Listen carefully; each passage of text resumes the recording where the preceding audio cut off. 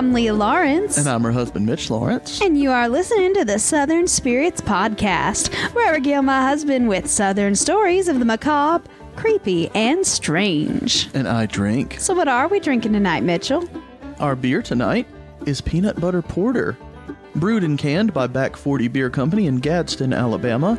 It's 10% alcohol by volume. Let's read the can.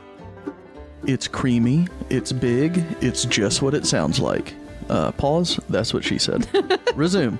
Brewed with crushed peanuts and a malt bill slick enough to slather on some bread. Pause, that's what she said. Resume.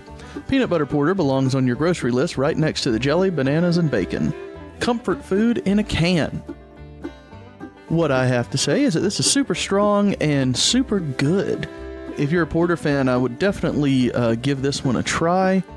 It's a shining example of what a flavored beer should be. It really does taste like peanut butter. It's not super strong. You still have a whole lot of heavy porter on it as well. You know, a nice dessert beer. Something quite nice. And it's just really freaking good, and not near enough can be said about the artwork on the cans. The cans are drawn up to look like Jif peanut butter jars, and they are the cutest fucking things you will ever see. Oh yeah, I picked them up because of the cans. Well, I've seen them before. We just hadn't bought them yet. Yeah, I've seen them on Instagram. Back 40 has a pretty big Instagram following, and yeah, their can is just super cute. It's so cute. I love it, and I also love the beer. I gave it a 9 out of 10 only because porters aren't really my thing. I have a feeling if you're a porter connoisseur, you will love this. So, I like porters and I like stouts. I like the heavier, sweeter beers. And yeah, this is fucking delicious. I would say personally that I like Blue Pants from the tap better than this one, but it's only just slightly better. Like, the peanut butter pinstripe, I believe is still my favorite like peanut butter beer, but this is pretty damn close. And we brought that one home in the can, the peanut butter pinstripe from Blue Pants, and it was okay in good. The can, It's but really on good tap, on tap. Fucking just, sign me up. That's my favorite beer on tap. In the can, than the peanut butter pinstripe from Blue Pants, personally. But that's just me. Our shot in the dark for the night is not from the South. I apologize, I'll explain it momentarily. Are you burping over there? What's happening? All right, Leah just made a really fucking weird noise. I'm sorry. I apologize. Back to my review. We have Peach Pecan Whiskey, bottled by Old Camp Whiskey in Lawrenceburg, Indiana. It's 35% alcohol by volume. Nothing on the tiny little bottle we were given, so let's read the online description. From the boys of Florida Georgia Line, Tyler and BK pushed the envelope on this one, taking inspiration from their innovative fusion of country, rock, hip-hop, and pop to create a whiskey that's truly unique. Made to be smooth and easy drinking, Old Camp is a peach pecan, easy drinking whiskey that doesn't sacrifice anything to be smooth. A little bit of Florida and a little bit of Georgia. All right, personal section. Hold on, are we drinking Florida Georgia Line whiskey? Yes, we are. And it's because it was given to us as a gift by our friends Aaliyah and Amberly, and it's not from the South, but it is Florida Georgia Line, like their own product. So I mean, technically, like it's just not made in the South. Everything involved. Well, sorry. No, thanks. We have a very small bottle of this, so I didn't make any drinks with it. We're just gonna shoot it tonight. I took a very small sip off of the bottle, and here's what I have to say. Off of that, it is surprisingly sweet. It has a really delicious peach flavor, and the nutty pecan also comes through, but the kick on it will also sneak up on you pretty heavily. It is 35%, so be wary of that. But in my very, very limited experience, I gave it an 8.5 out of 10, and I'm actually really looking forward to taking a shot of this if I miss our questions tonight, because it's pretty alright, even if it is country fusion hip-hop whiskey. I can't get on board with this. Like, well, I'm sorry that you hate it so much. I think we drank the Kenny Chesney cream rum. That was fun. Oh, that's delicious. I don't mind. That was delicious. We've had any other singers have, I'm sure. Oh, I've had Margaritaville stuff. Jimmy Buffett, I'm down. That's fine. I don't care. But I can't get behind Florida Georgia Line. I'm sorry. If that's your favorite band, I apologize. I'm sure they're wonderful. But the only country I listen to is from like 1995 and back. Like, I can't. Yeah. Well, I'm sorry that there's no Garth Brooks whiskey. I would drink Garth Brooks whiskey all day long. Oh, you know what I would have? Some fucking Diamond Rio whiskey. Some Alan Jackson schnapps. I don't know. Oh, yeah. Alan Jackson seems like a schnapps man. He would 100% be a schnapps douchebag. Without a doubt. Oh, that fucking guy. All right, well, that's it for the alcohols, Leah. So, what do we have next? We have an update from Patreon. Ooh, a Patreon thing. Let's hear it. Hold on. Oh. Shut up! Okay, go ahead. One of our lovely members of the Possum Passel has upped their pledge. All right. Emily has upped her pledge from $3 to $5. She's stepped up in the world. We appreciate it so much, Emily. Thank you. You're awesome. You're wonderful. We love you. Thank you to you and the rest of the Possum Passel for help making this show a reality on a weekly basis. We love you all. Thank you so much. Because if you didn't, it would just be in your minds. Yeah, because we couldn't afford this shit on our own. Yeah, turns out buying a house is very expensive. But anyway, yeah, we appreciate that very much. If anybody else wants to join the Possum Passel, they're more than welcome to. You can do that at patreon.com/Southern Spirits Podcast. All right. Go over there. Give us $1 or so a month. It's going to be fun. You're going to enjoy it. We're going to enjoy it. And we're going to be recording a new episode and releasing that for Patreon very shortly. Yeah. And I don't know, maybe there will be a surprise possible episode release on Patreon of our new show before anybody else gets to hear it. So that'll be fun. Are we doing that? Yeah, we are. Well, someone did not warn me of that. Oh, I thought and now I'm I told excited you. to know. Oh, no. Okay, well, Mitchell, did you know that we're going to be releasing the first episode early for our Patreon members? So I did not know that. That's just a fun little bonus. You know, obviously one time only because we don't open a new podcast every week, but you know. And I will say, I am not in this new show, but I do produce and direct. I'm going to give myself those monikers. Producer, I can see. Director, I don't think so. But he does produce and edit our show. So yes. Well, that's what we're gonna say. I do. Yep. I don't know what a producer actually does when it comes to projects. But I'm gonna give myself that moniker. Cool. I'm okay with it. So, well, anyway, it's a fun show. On Patreon, or you are already a Patreon member, look forward to that this week. I hope you enjoy it. And moving on. Go ahead. We have listener mail. Listener mail. I'm excited. I didn't even know there was listener mail until like 3 minutes ago. Yeah, I pulled it out of the mailbox like 3 days ago. Longer than that. 3 minutes before we started because we're 8 minutes in. So yeah. You weren't waving it at me while I was doing the alcohols. So. All right. Well, our first postcard, and we have quite a few. Our first postcard comes from my friend Angela. Hey. She sent it all the way from Maui, Hawaii. It's got a really cute Hawaiian monk seal on the front. It says, "What's up? Aloha from Hawaii." Hey. She says, "Maui trip soon?" Yes. Nothing better than listening to Southern Spirits while lounging on the beach in Maui. Love you guys, I didn't Angela. think you could get us in Hawaii. You can, in fact, get us in Hawaii. So that, and I love the freaking card because it's really cute. I love the seal. Here, let me see it. I haven't seen it yet. It's super sweet. Oh, yeah, you did show me this. I was on the toilet. Married life, y'all. Anyway, okay. And then we have 1, 2, 3, 4, 5 more postcards from our awesome listener Kathy, who sent the cards in, and she's still traveling in Louisiana, and it's still pretty awesome. We have a lovely postcard from the Oak Alley Antebellum home. All right. And it looks spooky and creepy on the front, but she says, "Sure looks like it should have ghosts, but no."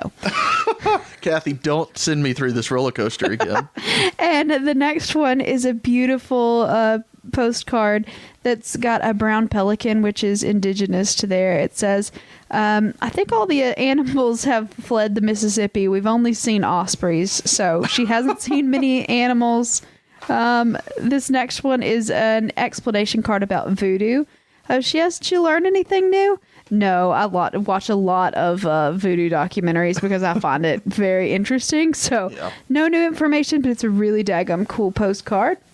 Here's another one about the swamps and gators of Louisiana. She said she's in Natchez at this point, at Natchez, Mississippi. She said, still haven't seen any of these things in real life. Yeah. So apparently the gators aren't as... I don't know that there's any life in Natchez, Mississippi. And Vegetation or anything. And then we've got the final one that says Louisiana nightlife, and it's got a cute little illustration of just stuff at night. It's got like the eyes of frogs, raccoons, pelicans, a lost tourist, an owl. It's really cute. How fun. And it just says boo.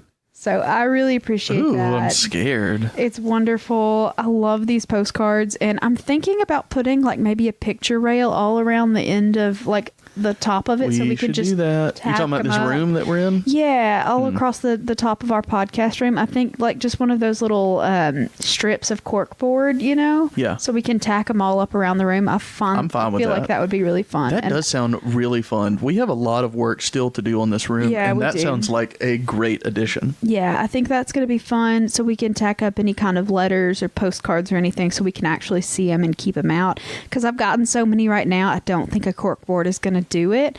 So I just want to make like a round, just a big display across the whole room. It's going to be fun. That sounds awesome. Anyway, if you want to send me a postcard, you're more than welcome to. And girl, you know I love a postcard. It's one of my favorite things. Simple joys. You can send that to our P.O. Box at Mitchell. Tell them what the P.O. Box is. P.O. Box 1743. There you go. 1743 in Hartselle, Alabama. Hartselle 35640. I maybe should have gone slower on the letters and quicker on the name. Yeah. Because I said Hartselle, Hartselle. Yeah. Anyway, and if you don't understand what Mitch is saying, the address is always in our show notes, so you can get it there. It is. It will be there. Oh, well, Leah, before we go to a funny place name, I want to make a special announcement right now. I have found a way to make our Twitter account more active. And if you're not following our Twitter account, you should start now, because by the time this comes out, I will have been doing this for about 4 days. So, I've never seen Star Trek The Next Generation, and Leah is showing it to me. She's watched it. Yeah, I've seen Prime. Every episode of Star Trek that has ever been available because nerds. Yeah. So it's on Prime Video, and we're watching it. So far, last night, I believe we watched episode 5. Yes. And so by the time you hear this, we will have done at least 6 through 8. We might watch 2, but we normally watch them right before bed. I am live tweeting my reactions to those episodes. And what I can gather through the first 5 episodes is that Wesley Crusher fucking sucks. Yes. He is the worst. I understand his role on Big Bang Theory now, Will Wheaton's role. I get it. I love Will Wheaton as an audiobook narrator. And just as a person in general, but... Well, yeah, but Wesley Crusher fucking sucks. Yes. And I hate him. Agreed. I hate him so much. And I'm going to tweet about him every goddamn time he comes up. But anyway, I will be live tweeting that. Make sure you're following this at S Spirits Podcast. There we go. And set up for notifications, because in the hour episode last night, I tweeted like 90 times. So they're coming in hot. But anyway, you can join in on it too. You can watch them live with us. We will start watching them anywhere from 8 to 9 Central Time. Central Standard Time, of course. And you can watch them with us. We're going to start episode 6 tonight. It's Thursday. So, again, by the time this comes out, we might be on 10 or 11, But if you've got Amazon Prime and you give a shit, watch it with us. Watch them with us. Let me live tweet to you. You can live tweet back. I don't care. Just, I found a way to be active on Twitter, and I'm really excited about it. Which basically means Mitch making fun of everything that I love. So. No, just Wesley fucking Crusher. Fuck that guy. Yeah, no, Wesley Crusher is the worst, but... I hate him. Riker is just... Yeah, he's a heartthrob. Just wait till he grows that motherfucking beard. He is the most drop-dead gorgeous man. Anyway. Oh, but I'm real excited about it, so... All right, well, let's go into a funny place name. Okay, well, let's get into that. Some actual content. Actual content starting now. All right, we are going to Louisa County, Virginia, and we're talking about the very small town of Cuckoo. Cuckoo? Cuckoo. Cuckoo Banana Pants? Yeah, just Cuckoo. It's Cuckoo, Virginia. It's located about 8 miles east of Louisa, I don't know where Louisa is, so I don't think it would help. It says roughly between Charlottesville and Richmond. Yeah, so I'm if you know lost. where those two places are, smack dab in the middle.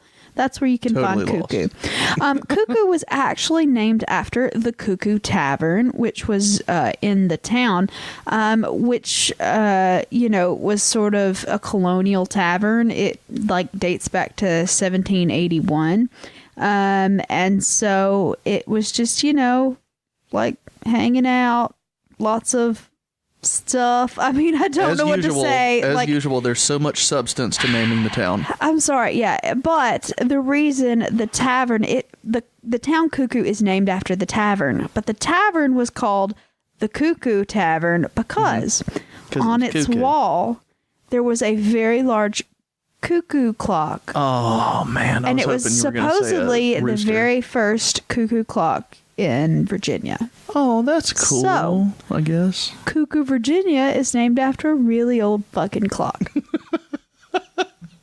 Oh, that's great. Absolutely great. I was hoping you were going to say rooster so I could say big cock on the wall, but Nope, I'm just a juvenile. So. you are. I don't think that's the right word. Well, you're pretty juvenile. Yeah, it's okay. Yeah, I got Juvenile, childish. Use what you want, but Okay, it's true. so what are we doing this week, Leah? Well, we are going to go on our first story on a very lovely little cryptid adventure. Yay. We're going to the state of West Virginia, and we are talking about the Ogwa. The Ogwa. You said Ogwa. it's a cryptid, right? Yes, it is a cryptid. Okay. So there is a river there in West Virginia that runs between West Virginia and Pennsylvania, and it's called let me try to get this right. You got it. Monongahela. There we go. That's what it is. It's the Monongahela River. So Okay. I looked that shit up on YouTube, and I had to listen to that little thing say Monongahela. Monongahela like 4 times, and I was like, Why? can I say it? Because it's hard to say. Say it. Monongahela. You said it. Well, you've said it more times, but I could have done it after one. Okay, well, I'm my glad, but it's spelled ridiculously. I'm so happy for But anyway, you. apparently a lot of people just call it the Mon because it's very hard to say, but It's not. whatever. Anyway, it is a pretty large body of water, and it's, an old river, and basically they've got a monster in it, like any good body of water does. Any good river will have a monster. Indeed.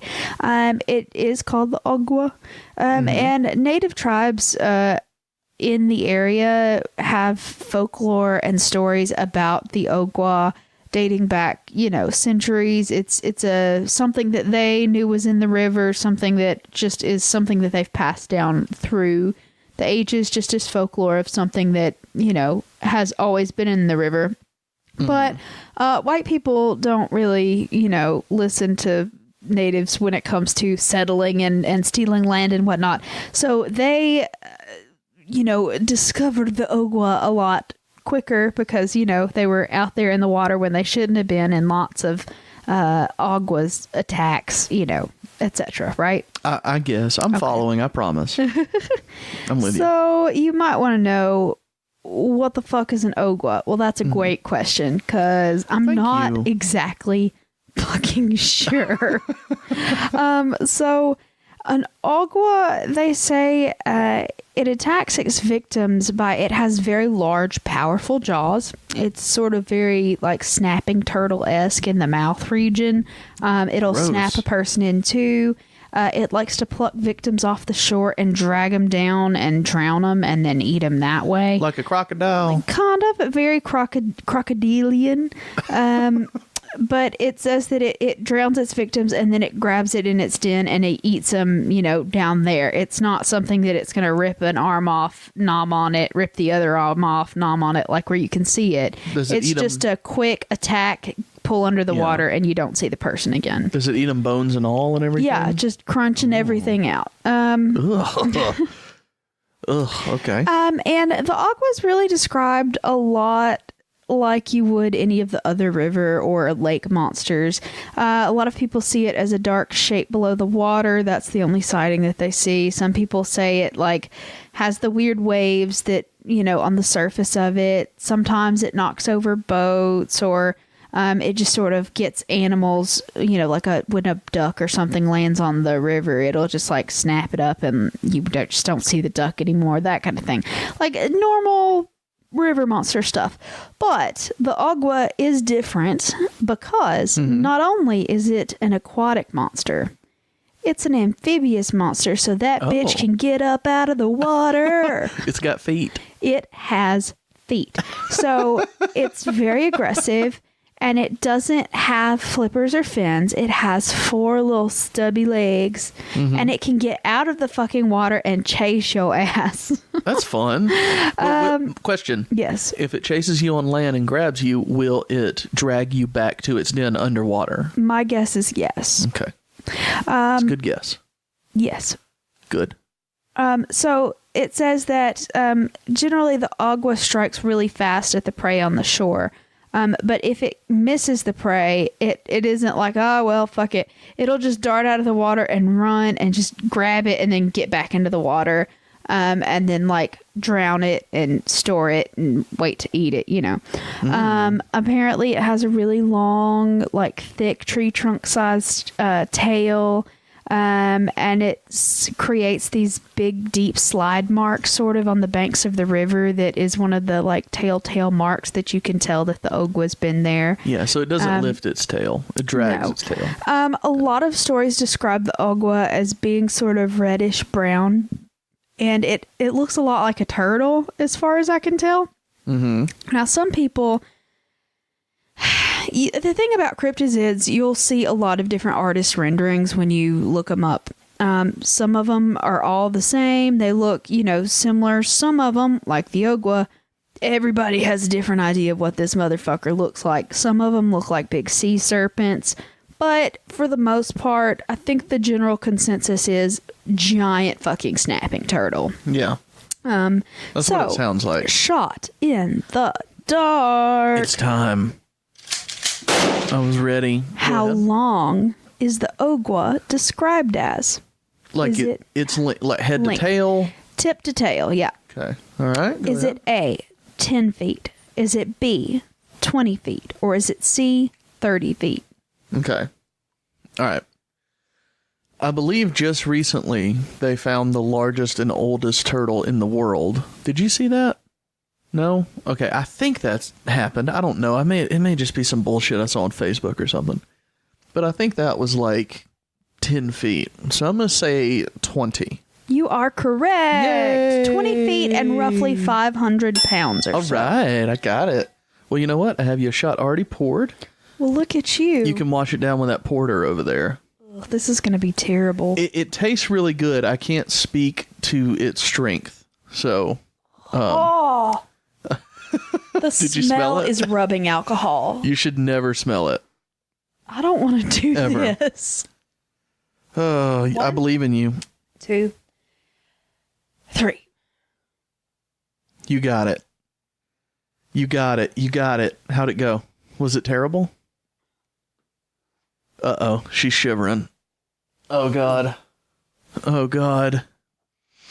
I'm just going to keep talking so that there's not silence right now. Oh, it burns.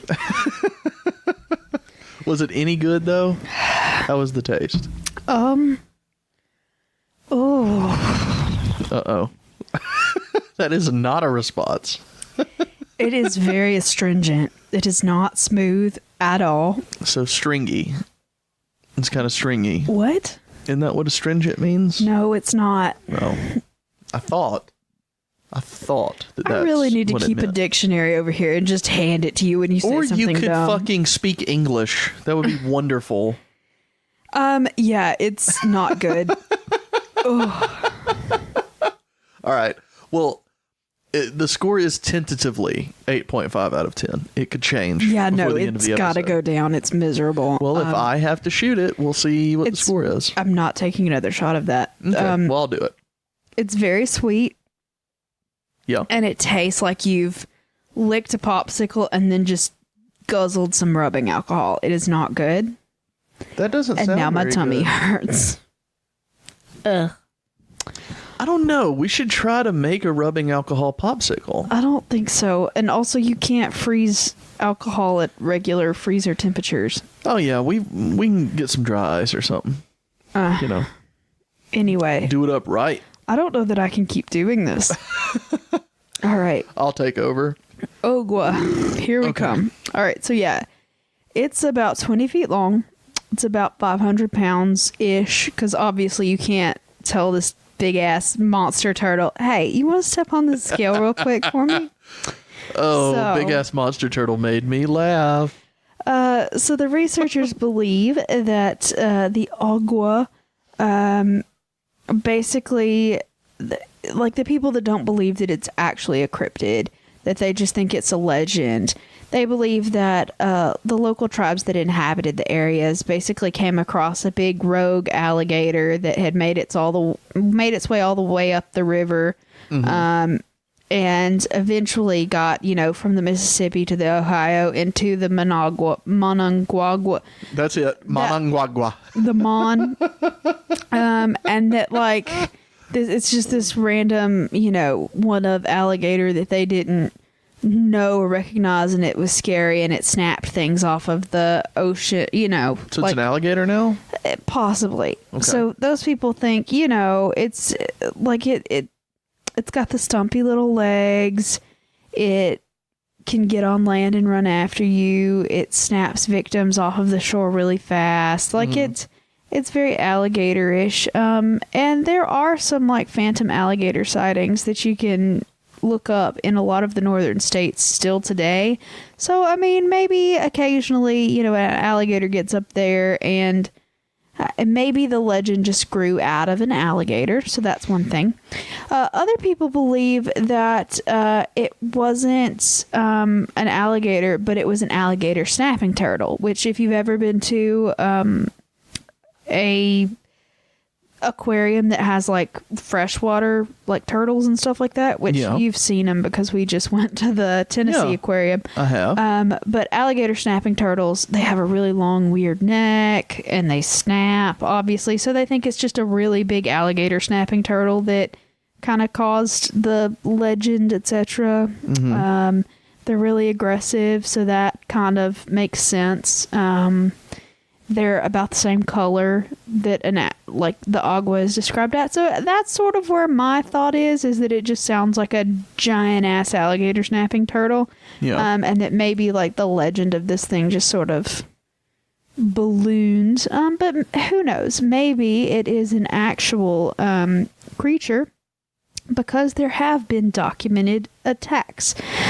So this is the first documented report of the Ogwa from the 1700s, and the report came from a dude that was staying at Fort Hamar. I'm not sure how you say that. Okay. And he wrote a letter to his parents about this animal. And the letter is held in the library at the West Virginia University in their manuscript collection. And this is what it says. It says, here we go. There is an animal in this country which excites the imagination of all who have had the opportunity to view it. Being amphibious, it resides in the water during the daytime, but at night repairs to the land in quest of prey, which are deer. They lie in the deer path, undiscovered, behind an old stump, until the deer, unaware of its enemy, passes over him.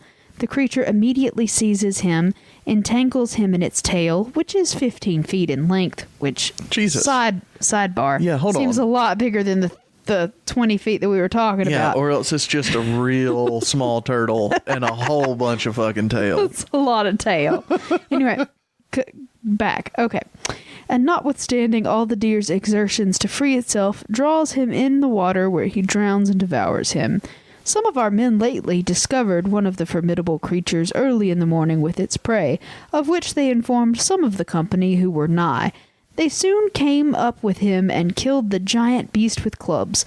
The monster weighed 444 pounds. Good God. They lurked in the deep underwater caves with no bottom, and their head resembles a giant turtle. Woe to any man who chances upon one of these formidable predators unarmed. The Indians call them Ogwas. Ogwas? All right. So that is the first, like, written account of an agua. And apparently, nowadays, the legend is that it's just the one big-ass agua. But previously, there were supposed to be a shit ton of these things in this river. And that they're just big river monsters. And there was, like, a breeding population and the whole thing. So the fact that they killed one and it was 444 pounds, it wasn't just the one agua in there and they took care of him. There were a bunch of them. Okay. So yeah, agua sightings were even more recent. So there was a whole bunch of agua sightings that happened in the 1980s. The Fairmont Times reported that a lot of sightings occurred in that area on May the 15th of 1983. They said that they saw something that was at least 20 feet long. It was reddish brown in color. And it scared the shit out of a bunch of local fishermen. Mm-hmm. It was said to have a mouth that was lined with razor-sharp teeth. And it had a long, flat tail that sort of whipped the boats around. Okay. You struggling over there? That whiskey was miserable. Anyway, so one of the most commonly cited agua. You're doing great. One of the most commonly cited of these things, the reports, is it happened in the summer of 1983. It happened to a dude called John Edward White, and he was fishing for catfish on the Monongahela River at the mouth of Paw Paw Creek, which we're just getting more West Virginia here. Where the fuck are we? West Virginia.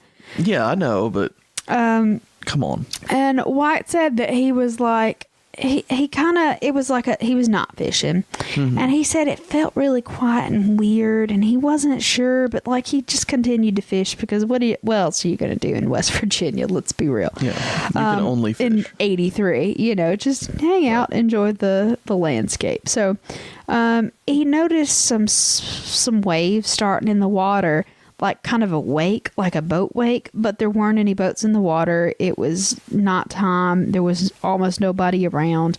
And the small fish just started jumping out of the water and swimming up towards Paw Paw Creek, which is weird because they don't generally do that. It was like something big was chasing them. They were trying to get out of the way of a predator. Mm-hmm.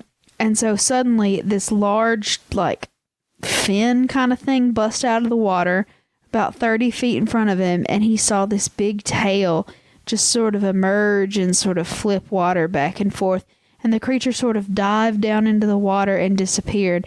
And White was like, I'm out of this, bitch. I'm not coming back. Fuck this. And he packs up all of his fishing gear, packs up all of his beer and his shit, and he says, I'm out. And he says he never returned to that spot. He's not going fishing there again. Okay, that's probably a good idea. Agreed. So yeah, they still cite agua occasionally in that area. It's not as frequent as it used to be, but it's still a thing. He's still hanging out in the Monongahela River. And if you want to see agua, you need to go up there, or down there, or over there, depending on where you live geographically. Yeah. It's up for us. But Monongahela, it's fun to say. There's an agua in them there waters. There's a Monongahela somewhere in the Monongahela. There's an agua in the Monongahela. There you go. That's what I was trying to say, I'm sure. Yes. But I couldn't get it out. I do not feel sober anymore.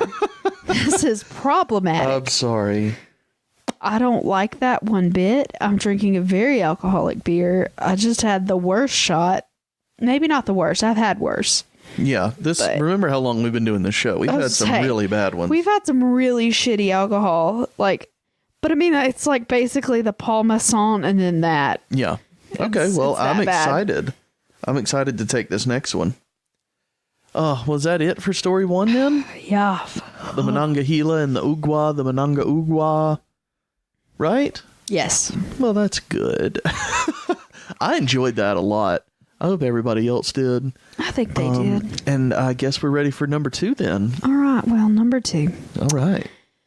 We are going to do an alien story because we haven't done one of those in a very hot minute. Excellent. And I love a good alien story. So we are going. I did not mean to hit that. I'm sorry. I was scrolling up to try to find the alien sound effect, which is this. It's just called Alien, and That was not as exciting as I had hoped. no, I mean, of course it's not exciting. All right, so we That are was going terrible. to Kentucky, and we're talking about the Stanford, Kentucky alien abductions. Are you All right. ready for this? Yes, I'm very ready. Okay, so this is actually a very well-known, very famous, and very reputable case from Kentucky. I've never heard of it. That's because you don't read that kind of stuff. I'm because uncultured. Well, I wouldn't even say that, but like you just aren't into like alien shit like I am. Accurate. So this happened on January the 6th of 1976, and it happened to 3 women. Their names were Mona Stafford, Louise Smith, and Elaine Thomas. And so the reason this is as big a deal as it is because they were very reputable people in the first place. The women were all reputable members of society. It Okay. wasn't like the town drunk or the hick or the weirdo that like got abducted in a cow pasture. No, They that were wasn't it. socialites. They were normal women that everybody knew. Everybody knew that was, you know, they were reputable members of society. Okay. And it was very well investigated, which we will talk about later.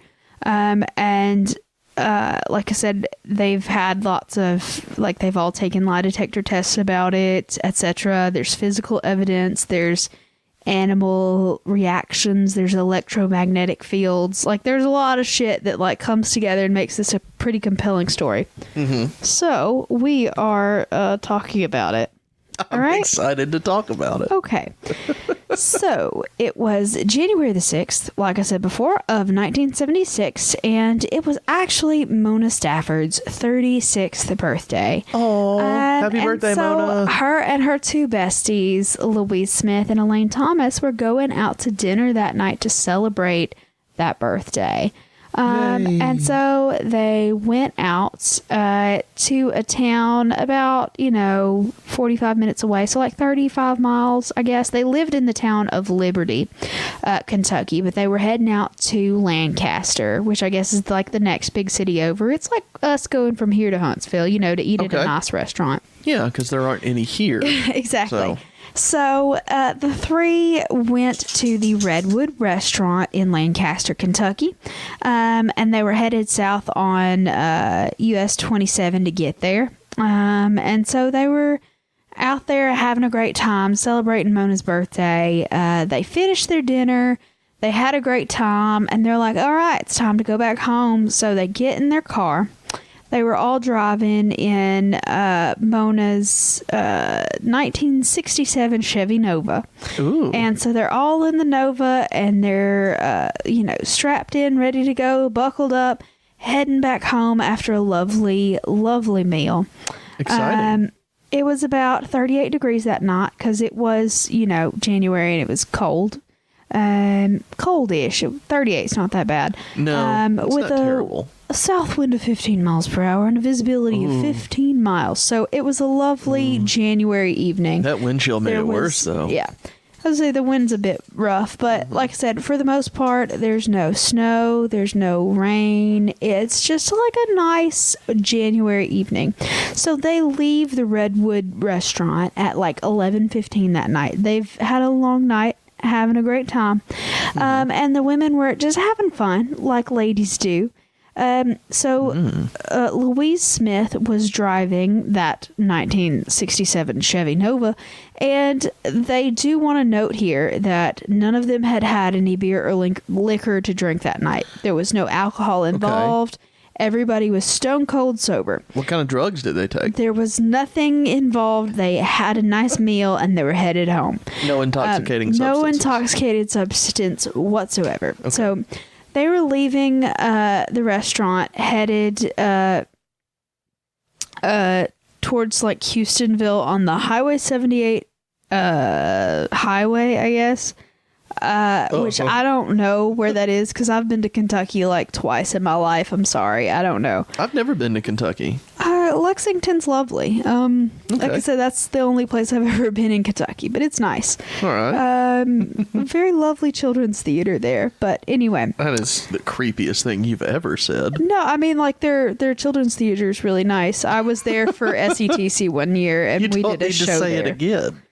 Sorry. Anyway, Shot in the Dark. Oh, God. Oh no, I didn't get there yet. Oh. Sorry. Oh. They were heading. Wait. Fuck me. This is terrible. I'm drunk. You need to get this question wrong. It doesn't matter. I'm taking the shot either way. Okay, excellent. for So you. they were headed out on Highway 78, headed home, and suddenly they see a very bright object in the sky. Oh, no. What was it? Shot in the dark. There we go. Okay, good. What color was the bright object that they saw in the sky? Was okay. it A, white? Was it B, gold? Or was it C, red? Okay. It was white, gold, or red, right? White, gold, or red? Okay. And it was a light It in was the a sky light in the sky. at nighttime. A light, well, an illuminated object of some sort. I'm going white. You're incorrect, sir. Well, here I fucking go then. You can continue while I do this, because I'm not looking forward to it either way. So It was a bright red object in the clear night sky. Oh, it's red? Red. It was red. Fun. Okay. Take that Continue. shot. Don't stop. I'm gonna take it. Just, continue talking. Don't nurse that baby. Just like let it go. Well, I just don't have anything to wash it down with except for the also very strong porter. Well, So, that's the same thing I had to do. yeah, but I have more sympathy for myself. I was about to say you have more chest hair than I do. I don't know what you're going for here. Arguable.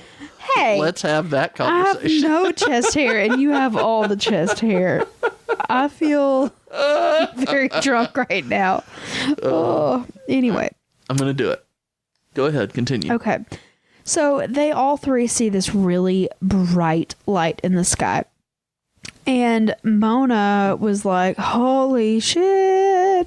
She thought it was an airplane on fire that was like crash landing. And she was like, oh, fucking no, this is terrible. Oh, And I'm so glad I waited. I was gonna, right after I took it, go, I'm gonna disagree with you. I think that's pretty delicious, but the back end fucking hurts. yep, told Oh. you.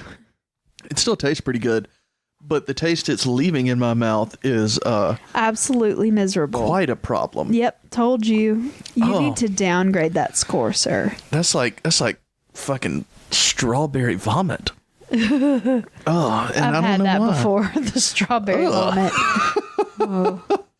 Too many daiquiris, y'all. It'll do it every time. Anyway. So Fucking this gross. object comes closer and closer and closer, and eventually Louise, who's driving, loses control of the car. And not that she swerved or done anything weird, she literally cannot control the car. Something else has taken over control of this vehicle. The Chevy was going 85 miles an hour, which is a speed Jesus. that Louise would never have traveled at. She was a nice, a law-abiding lady.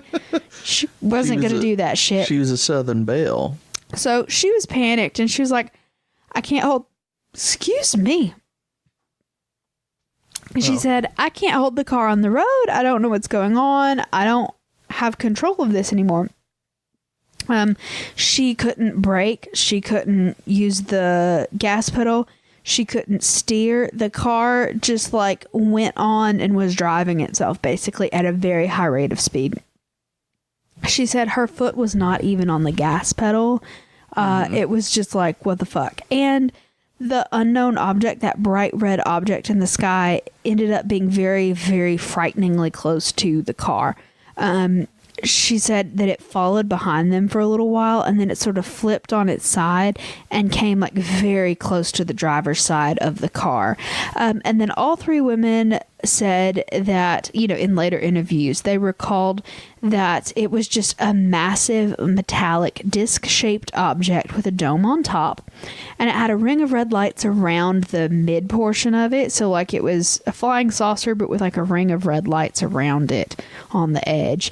And they said that when they got close to it, or when it got close to them, actually, that they could see a yellow blinking light on the bottom side of the UFO. And they said that the UFO kind of hung over the driver's side of the car for a while as it moved on the highway and as that car, like, basically was driving its fucking self. And as it was doing that, this blue-white light sort of shot from the UFO into the car, and it sort of just brightly illuminated the entire interior of the vehicle. So Miss Smith, in an interview later, sort of described the car as being filled with a hazy kind of air, sort of like fog. And so she said that the women during the time of that bright light said that they all suffered from this burning sensation that was so strong that they couldn't open their eyes because it was like so irritating to them. So almost like they had been pepper sprayed or like gassed somehow, you know? So they said that the last thing that any of them remember is that the car was by itself being backed into a pasture, a local pasture, in what they describe as a crazy manner. Okay. And the entry to this pasture was flanked on either side of it by just a stone wall, you know, just like a little low stone wall driveway kind of thing. So an hour and 20 minutes after this occurred, the three of them found themselves back in the little car, and they were once again driving towards their hometown of Liberty. They just sort of come to all of a sudden, and they're still driving towards their destination. They were all freaked out. They were all tense, and they were all had like exposed like wounds from whatever that gas or whatever it was. There were sort of contact burns on their body. That's upsetting. Yeah. So the three of the ladies, they were just fucking terrified. So they eventually make it to Miss Smith's home. And they went inside, and they noticed that the kitchen clock said that it was 1:20 a.m. And the trip that they were taking only takes, you know, it's 35 miles. It should only take 45 minutes. It had taken over 2 hours to get there. There was no traffic. It was late at night. And they were going 85 at one point. Huh? Yeah. So I'm just saying. Yeah, exactly. Like, there's no way that it should have taken 2 hours for them to get one to the other. So they're missing this time. They're freaked out. They're like, okay, maybe your clock is wrong. Let's go ask the neighbor at 1:20 in the morning. So they went to the next house over to their neighbor, Lowell Lee. And Lowell Lee confirmed that, yes, bitch, it's 1:20 in the morning. What the fuck are you doing? Excuse me. It's 1:20. What are you doing? And so they're like, oh, just making sure. And so they didn't really know what to do. They didn't know who to go to. So they eventually called the police. The police said, I don't know what you're talking about, but no, we're not helping you because there's not like, what are we going to do about it? So they didn't help. So the next day they got together and they decided, okay, we've got to tell someone about this shit because it's crazy. So they called the Navy recruiting station, so trying to get in contact with someone at the Navy that would like talk to him. But neither call, like the police didn't help. The Navy was like, I don't know what to fucking tell you, ma'am. We're the Navy. Yeah. Like, fuck off. You don't just call the Navy. They called the Navy and it didn't work out for them. But the Navy did actually release some details of the event to the Lexington TV station. So the story got into the newspaper and it was a headline for a minute, but eventually it died out because there wasn't a lot of detail because they hadn't given them very much detail. Right. But the MUFON investigator, so MUFON stands for the Mutual UFO Network. We've talked about MUFON a few times on this show. We have. So the MUFON investigator, Jerry Black, heard of the story through that little news article. And he was like, oh, I'm a UFO dude. I should probably go check this shit out. So he called the three ladies and he asked for an interview. But the three ladies were like, I don't know. We don't know you. This is weird. We're uncomfortable. We don't want to talk about it. And we don't normally talk to people that call themselves a UFO dude. Exactly. But eventually, after he called a couple of times, told them, look, I believe you. I'm a UFO dude. That's what I do. Stop fucking saying that. They were like, okay. We will allow you to interview us. So Black, the Jerry Black, he also invited a lady named Mrs. Peggy Schnell of Blanchester, Ohio, which is a great name. Yeah. I like that. She was also a UFO investigator, and he thought that being three women as, the victims in this case, she might be able to get a little more information out of them. They might feel more comfortable if there was a woman present. So he invited her along, and they went down there to West Virginia to interview these ladies. So they had their first meeting, and it was just sort of an icebreaker session, getting to know each other kind of thing. And they sort of told him what was going on. But eventually Black realized that all three of the ladies were still in physical pain from the burns that they received on that night. Okay. They were all tremendously stressed the fuck out over this thing. They were all chain smoking like crazy, which they really hadn't done before. Maybe that's why they were in pain then. Maybe. Apparently they were all incredibly thirsty. They couldn't stop drinking water, and it was just like, which I also attribute to the smoking. I don't know. Well, but I just want to comment that yes, I do believe that chain smoking causes pain. I just want to throw that out there. But no, I mean, it doesn't, it's not directly causing a pain, but it definitely makes you more dehydrated and makes wounds not heal as quickly. And it causes discomfort for sure. Mm-hmm. I've chain smoked a time or two in my life, like for a couple of days, and I was not comfortable. It was probably the overabundance of nicotine in my system. Yeah. And on top of all of that, they had also all lost an excessive amount of weight since the event happened. Also chain smoking. In my personal opinion. But they had lost a lot of weight. They were all very just jumpy and freaked out and just very uncomfortable. So they started giving details about the UFO, about its structure, about how it acted, that kind of thing. And so they were telling him just basically, look, dude, we don't know what the fuck is going on. The police didn't believe us. The Navy didn't even take try. Our call because it's the fucking Navy. Hold on. We didn't try the Marines. We'll call them next. If they don't pick up, I'm pretty sure the FBI will take our case. So that Louise lady, Miss Thomas, a quote from her was, "We live in fear of what we don't know. I'm worried about Lou and Mona. I think they're ready for a breakdown." So, there was some serious psychological effects going on from this for these ladies. They were very upset about it.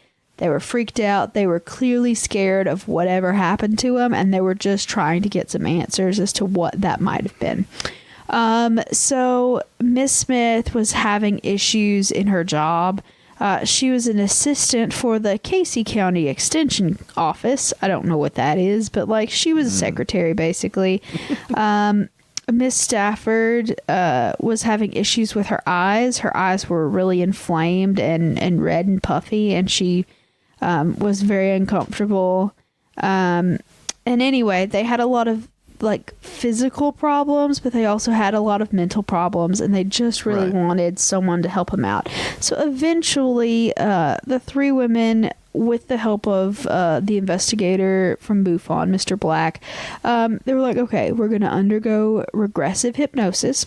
We're going to figure out what happened during that missing time, and hopefully that's going to help us alleviate some of that stress of not knowing what happened, of being scared of this thing. We're going to at least find some answers and, figure it out, right? Okay. So, basically, they... I'm sorry, I'm drunk and I'm lost as a motherfucker. Yeah, I did. Everyone wait patiently. Another weird thing that before we get to the regression hypnosis, another weird symptom, the Miss Smith woman owned a parakeet, right? Okay. And as soon as she came home after this alien thing, the parakeet usually like just sort of tweets at her and like ignores her because like it's a fucking parakeet. What's it supposed to do? Apparently, as soon as she walked in the door, this parakeet flew to the other side of its cage and started squawking and is fucking terrified of her. Why did they have a parakeet? Well, why not? Why not have a parakeet? All right. That's a fair point. Yeah, and Miss Smith said, like, the bird fucking ignores me. It's never done anything like that. But now anytime she comes, like, towards it, it, like, squawks and is a bitch at her. It's funny. But anyway, they think that the parakeet, like, just knows that she's been, like, attacked by probed. Yeah, exactly. Gross. And so, like, what? Explain that last sentence that you just said.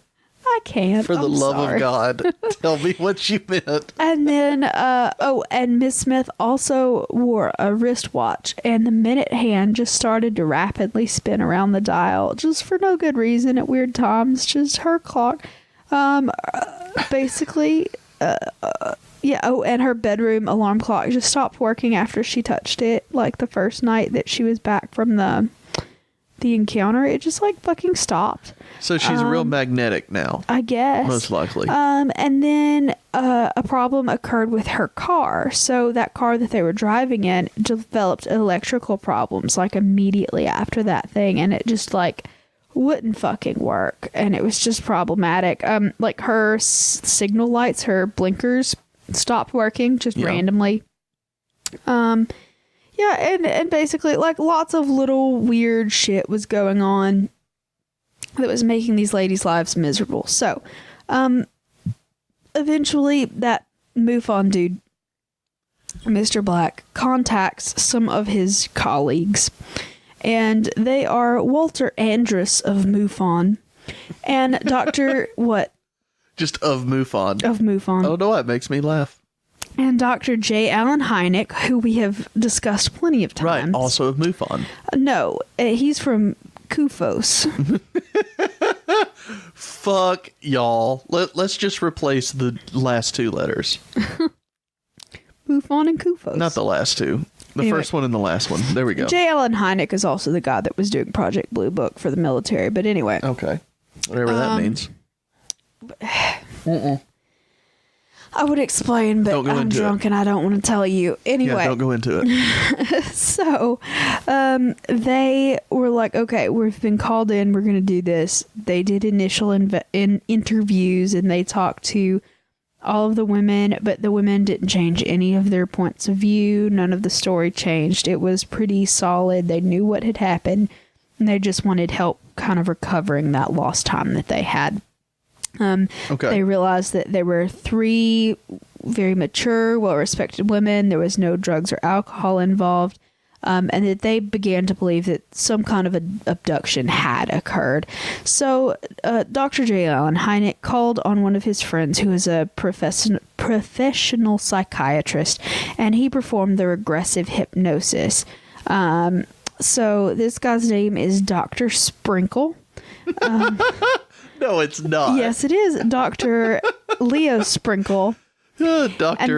Rainbow Sprinkle. No, was a consultant of the APRO, which is another aerial phenomenon research operation. Okay. Anyway. All right. I'm sorry. I know way too many of these acronyms. But anyway. So he came down to Kentucky. He lived in Wyoming. He came down to Kentucky. He's like, okay, let's do this shit. So when he gets down there, they were like, okay, I'm not sure. Anyway, another group of people come in from the APRO. It's a husband and wife team named Jim and Coral Lorenzen, and they're another group of UFO researchers. So they're all down there with the black guy and the Schnell lady and just everybody that I've talked about before, they're all there. They're investigating together, and they finally decided that they were going to do this regressive hypnosis with Dr. Sprinkle.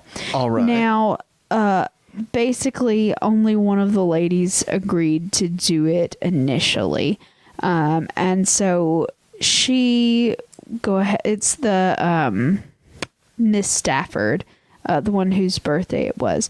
And so she undergoes this hypnosis session, and Dr. Sprinkle starts with a whole like hypnosis thing. It's a very slow, cautious, like, let's just recall the events really calmly. And, and she's under this hypnosis, and he's just, hey, what happened this time? What happened? And she's like, yeah, I thought it was an airplane crashing. It turns out it wasn't an airplane crashing. It got up to our car. It was a bright red light, etc. And so she keeps going and keeps going and keeps going. But eventually she like starts freaking out when it comes to the point where they start losing that time. She like just freaks the fuck out. It is problematic. There's clearly something traumatic there that like has happened. And during that hypnosis, they start showing her just pictures of just a bunch of stuff. And eventually she gets to a picture of an alien, and she's like, that's it. That's him. That's him. It was a lineup. That's the one who do it. They had a lineup of aliens. Yeah. It was him. This is what the light that I saw looked like. And she pointed to the shape of this specific alien thing. And so she sat like just sort of like, ooh, I can see the face. I know what it is, etc. And anyway, so that went on, and like she sort of had like figured out that something did happen in that time that was missing and stuff like that. But, it was just, yeah, etc. So I don't know what that means. Shut up. But anyway, okay. Basically, eventually Dr. Sprinkle had to go back home, and he couldn't spend any more time there. So they had the one session, and the rest of the investigators that were down there continued their investigation, talking about other like physical issues that the women were having and stuff like that. But they really wanted to eventually be able to get more professionals down. They wanted to do lie detector tests. They wanted all of the women to do regressive hypnosis, but they had to have money somehow to finish doing all of this stuff, because Dr. Sprinkle's a nice dude, but like he needs to be paid for his time. He needs to be paid for, but like you can't have a meal of sprinkles. You have to have other stuff. He's complimentary. Yeah, they have to pay for his plane ticket down there. They have to pay for a professional lie detector test proctor. I don't know what you call that in a lie detector test, but they've got to hire a dude to do that. So eventually, I think proctor. I think you're right. Eventually, that initial investigator, Mr. Black, with the consent of the women, went to the National Enquirer, which is where this gets weird. Of fucking course they did. said, okay, if you'll pay for this shit, you will have exclusive rights to the publishing of the story, and the women will get compensated by you, just, as for their stories. But it says, basically, if this turns out to be the real deal, if their hypnosis sessions and their lie detector tests all go through, and this is like on the up and up, you can publish all of it. If it's not, you just lose your money and you can't publish anything. And so they were like, Too okay, bad. fine. So the Enquirer was like, yeah, sure, here's the money, go for this, let's try it. So they get all of the people in. So they have all of the sessions and stuff at the Brown Motel in Liberty, Kentucky on June the 23rd of 1976. So they have that, and then one of the investigators from the National Enquirer was there as well, and his name was Bob Pratt. But anyway, basically, the Enquirer is obviously like a rag, and it's terrible, and it's like bullshit. But that Bob Pratt guy himself was also a pretty well regarded guy in the UFO community at the time. So like it's not the greatest thing that the Inquirer is involved in this, but at least the guy from the Inquirer was pretty well known in I don't know. Was he? Seems a little sketchy to me, but whatever. Okay. So they hired a detective from the Lexington Police Department. His name was James Young, and they hired him to be the polygraph operator. So he was an expert in delivering polygraphs, and he was the dude to do this. So they set it up. They do one woman at a time. He begins testing all three of these women, each separately. No one else is in the room, just the operator and the woman. And no. This police officer is a skeptic. He thinks all of this is bullshit, but he's getting paid, so let's do this. So these are very long tests, very in-depth tests. And after all three of the women had finished it, the guy was like, look, I believe that they believe that this stuff happened for sure. Yeah. They breezed through these tests. There were no hint of them lying at all. There was no deception whatsoever. Whether it happened or not, I don't know, but they 100% believe and feel that this happened to them physically. Yeah. So with that, they passed their polygraphs. They're not lying. So they went ahead and they started with the hypnotic sessions. So Dr. Sprinkle does some like regressive hypnosis on them. All three of them underwent like 2 different sessions of this regressive hypnosis during the next couple of days.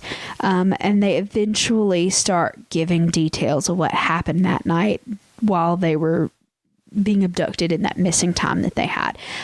So they said that as they remembered these things, their bodies just sort of contorted in all these weird ways, and they were freaking out. And basically, so the women said that they were taken aboard some kind of UFO. They were subjected to physical exams. Some of them were very painful.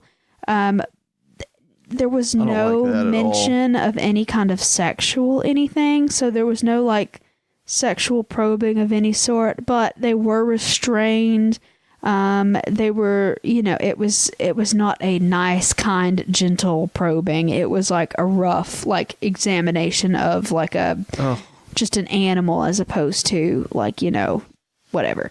This is uncomfortable. And so Miss Thomas recalls that she was placed inside of a capsule that had a weird noose-like device around her neck. And anytime that she tried to talk or like say anything, it tightened on her neck so it would keep her from speaking. Then the Miss Stafford woman said that she was strapped to an exam chair kind of thing. And that all of the abductees, all 3 women, remembered having their bodies scanned. They remembered having like these weird instruments being probed under their skin and pressure being put on their limbs. Miss Thomas recalled having a tube with a bullet-like tip on top of it, probing her chest and all around her other different organs. And she also said that they recalled a warm liquid being applied to her face and body. They don't know what the warm liquid is, but it sounds gross. Yeah, and it's not sexual? I don't know. And they all describe these bright, glowing eyes that they saw while they're being examined, I guess. And it was just weird, I guess. And they could never give like a perfect description of their captors because I feel like they were backlit most of the time. Like there was an exam light and they were standing in front of the exam light so they could see the eyes, but a lot of the rest of it was in shadow. So they said that there were a bunch of whatever these creatures were, and they were all about 4 feet tall. They weren't terribly large. That they were humanoid in shape, but kind of weird. And that they didn't really have a mouth, and they communicated with the women telepathically. Yeah.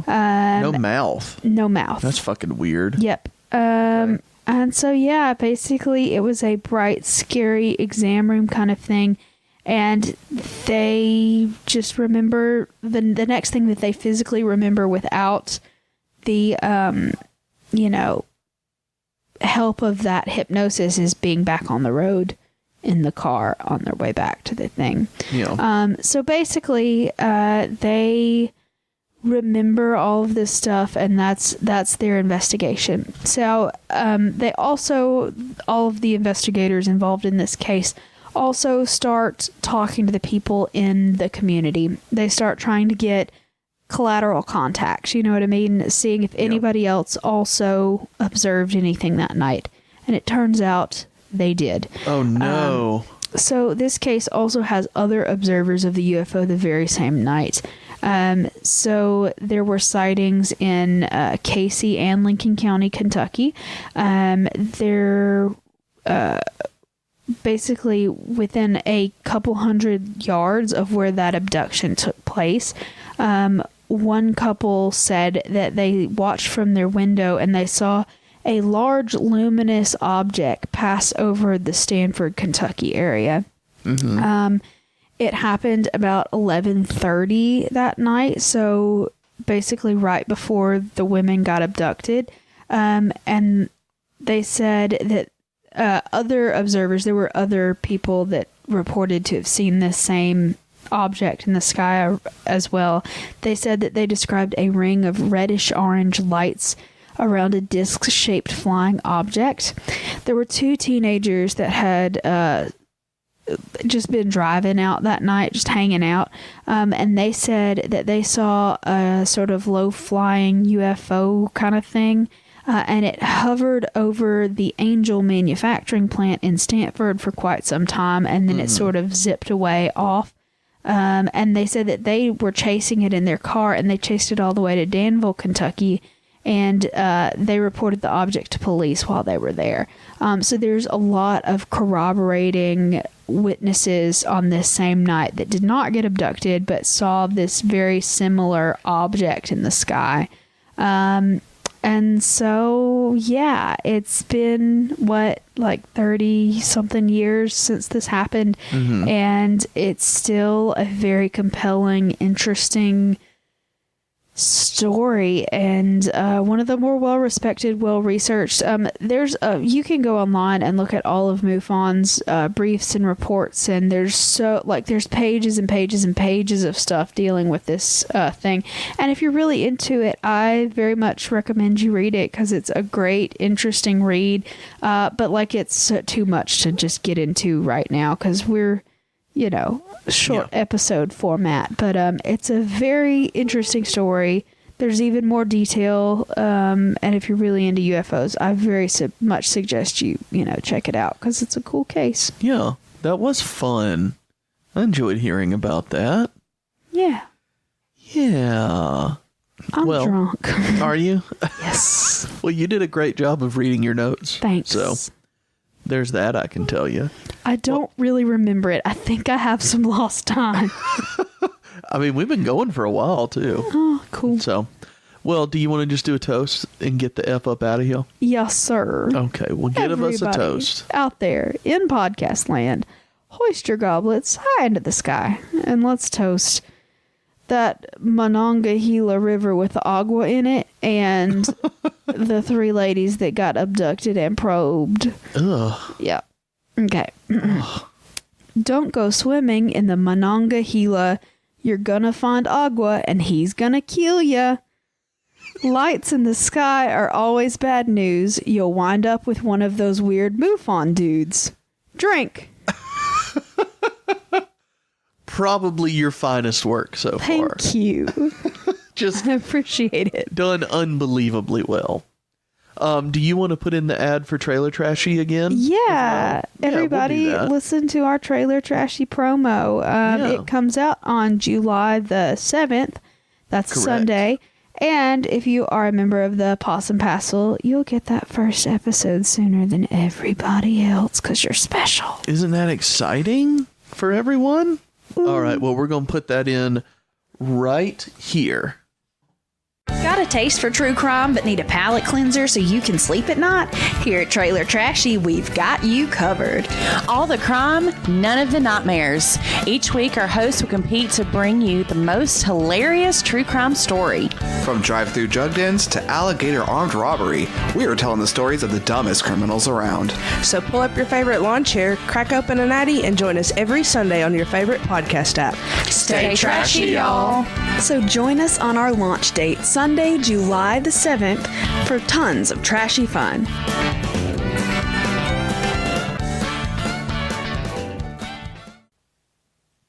All right, y'all. Thank you for listening to the Southern Spirits Podcast.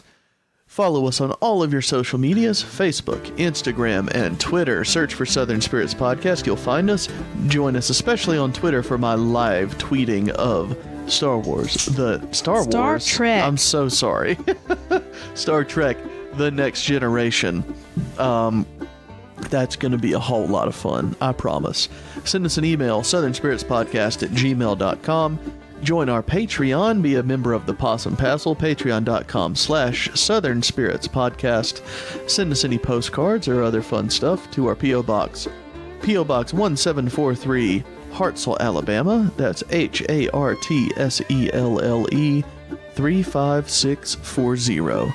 And we will see y'all next week. Bye, y'all.